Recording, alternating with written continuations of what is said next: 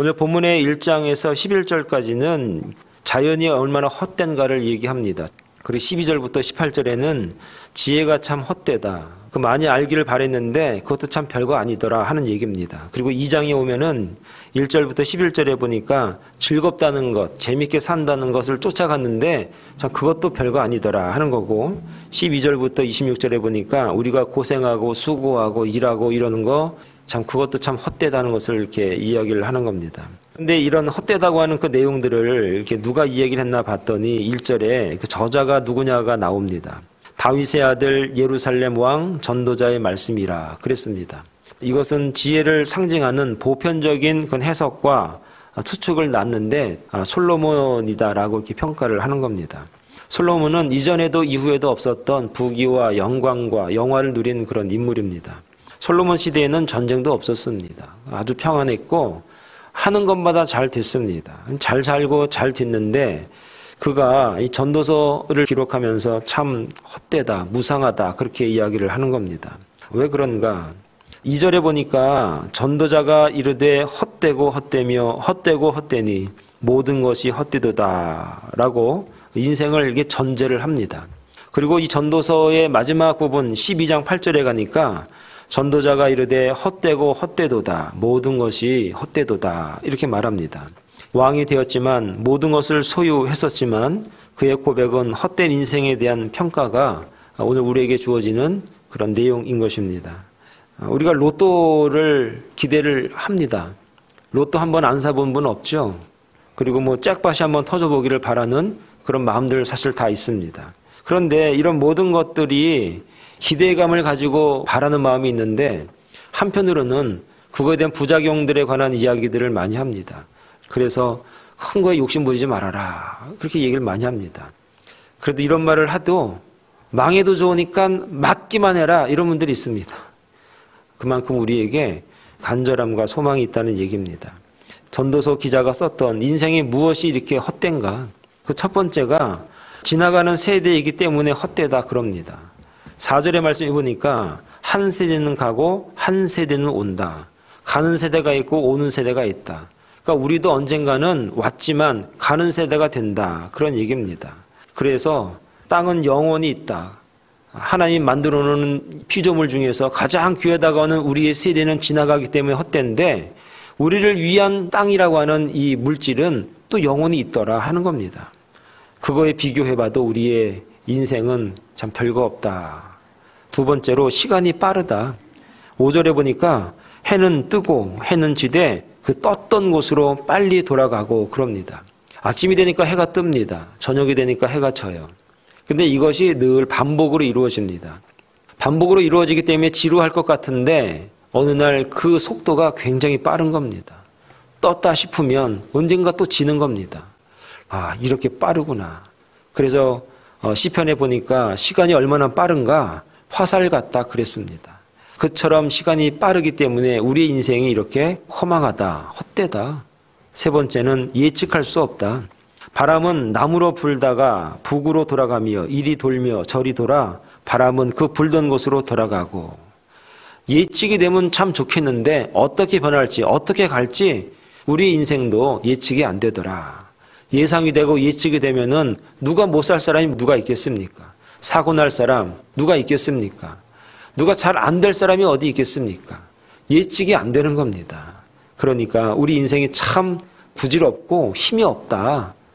네 번째는 만족이 없다. 7절에 보니까 이렇게 말합니다. 모든 강물이 바다로 흐르되 바다를 채우지 못하며 강물은 어느 곳으로 흐르든지 그리로 연하여 흐르느니라.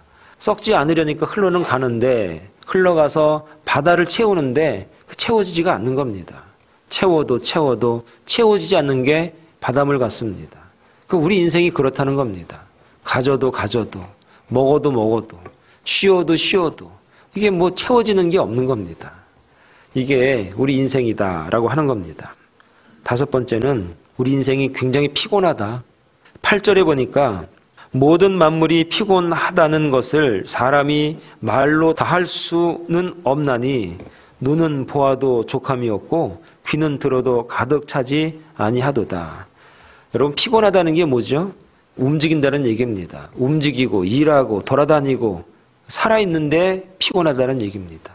살아있다는 것 자체가 이렇게 피곤하구나 하는 겁니다. 그리고 6번째는 새 것이 없다. 9절에 보니까 이미 있던 것이 후에 다시 있겠고 이미 한 일을 후에 다시 할지라 해 아래는 새 것이 없나니 라고 말합니다. 늘 반복되는 것이지 새로운 것이 없다는 겁니다. 여러분 어제 떴던 그 해가 오늘 또 뜰 수도 있고 내일 뜹니다. 새 것 같은데 새 것이 아니란 얘기입니다.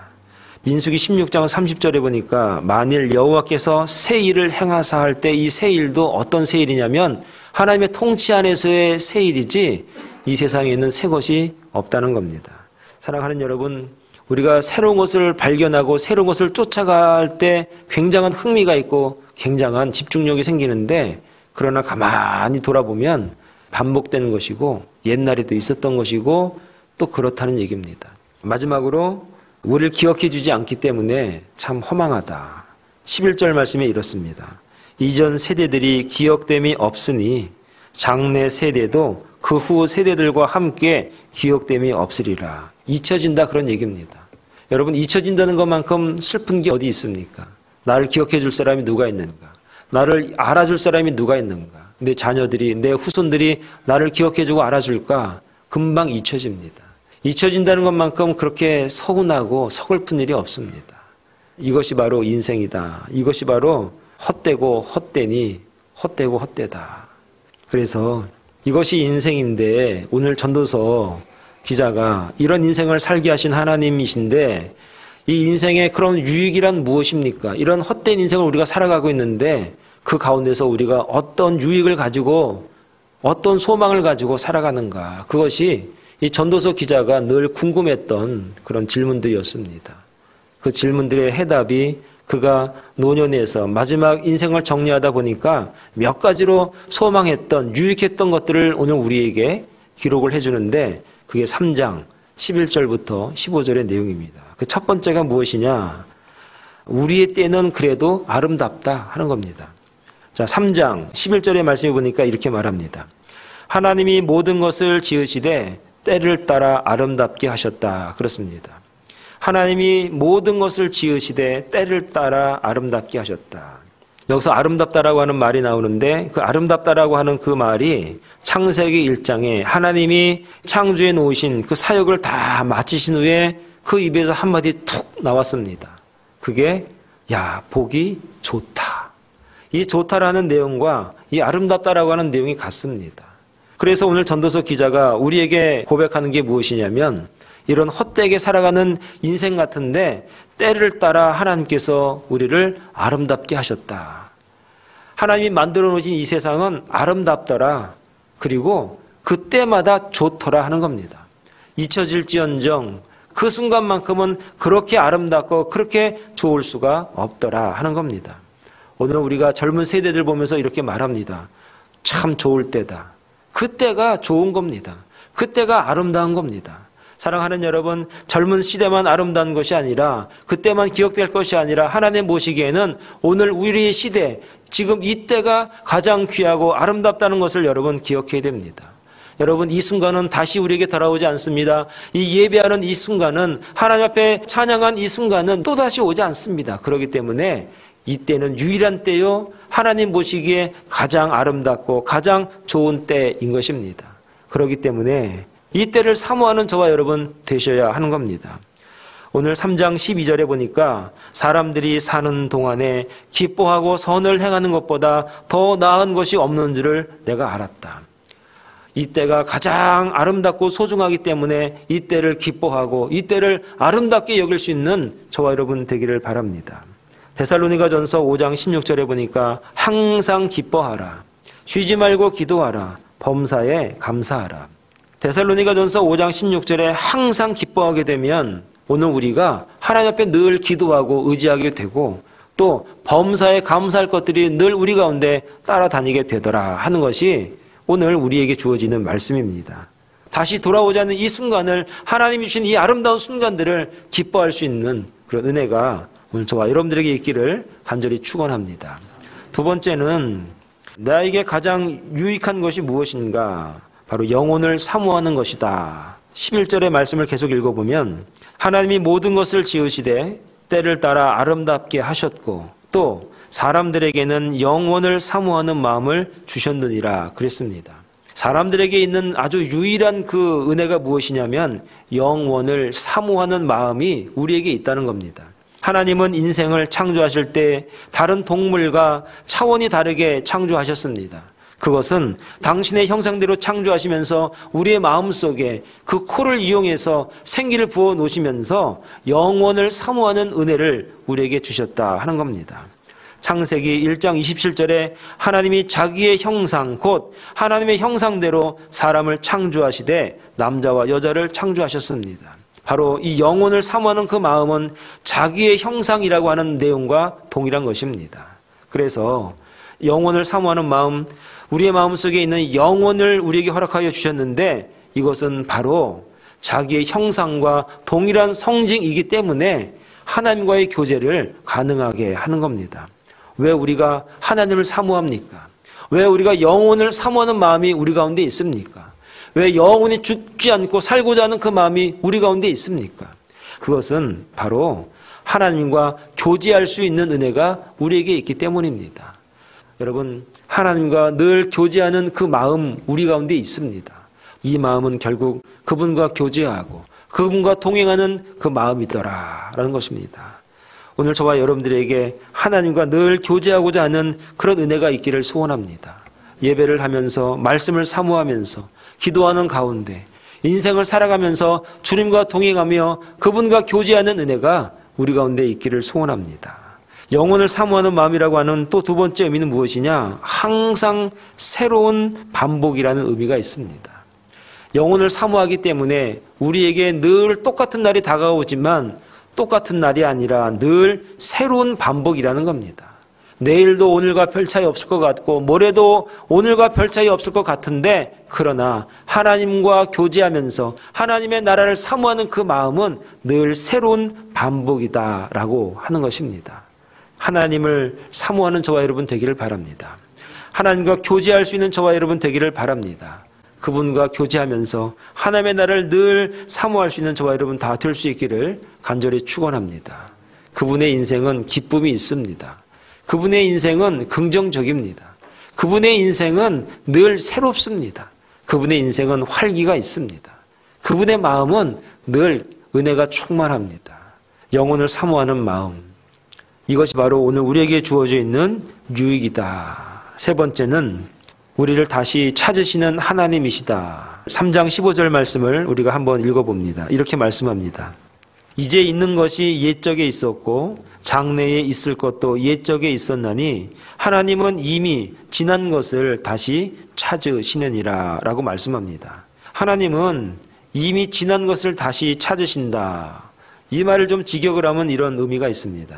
하나님은 예전에 찾아오시던 것을 계속 찾으신다. 이렇게 얘기를 해도 사실 마음에 잘 와닿지 않습니다. 그런데 이 말이 그 영어 성경 NIV를 직역을 해서 해석을 하면 이렇게 말씀을 드릴 수 있습니다. 하나님은 과거에게 해명을 요구하실 것이다. 우리가 살아가고 난 흔적들에게 하나님께서 우리에게 해명으로 받으신다는 얘기입니다.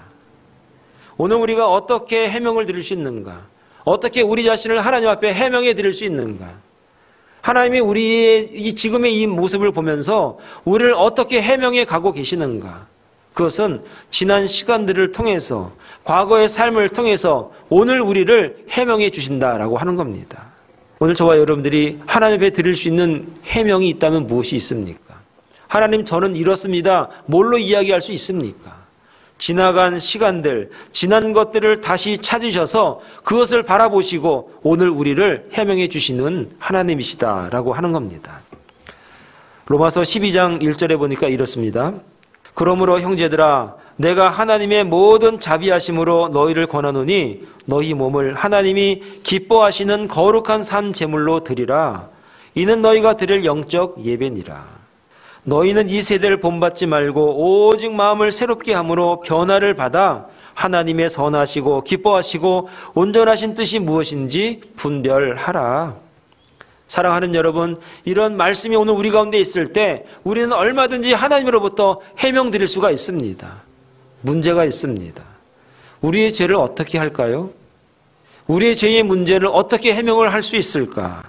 로마서 3장 23절에 보니까 모든 사람이 죄를 범하였음에 하나님의 영광에 이르지 못했습니다.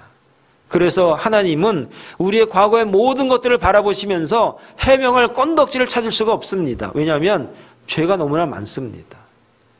누군가가 어떻게 무엇을 해명해 줄래 해명해 줄 수 있는 그런 상황이 사실 우리는 아닙니다.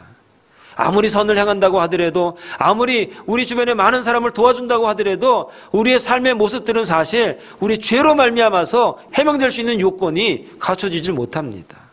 그런데 로마서 3장 4절, 그리스도 예수 안에 있는 속량으로 말미암아 하나님의 은혜로 값없이 의롭다 하심을 얻은 자 되었느니라.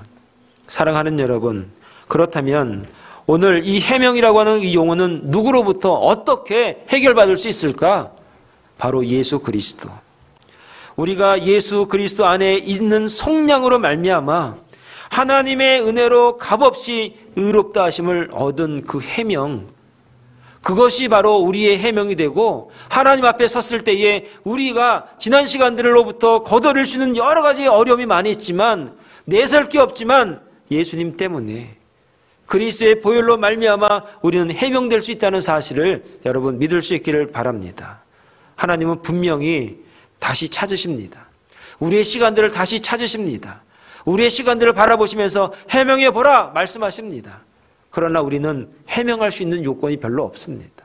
오로지 예수 그리스도의 은혜만이, 그분의 성령으로 말미암아 하나님이 우리를 용서하시는 그 은혜만이 우리에게 있다는 사실을 여러분 믿을 수 있기를 바랍니다.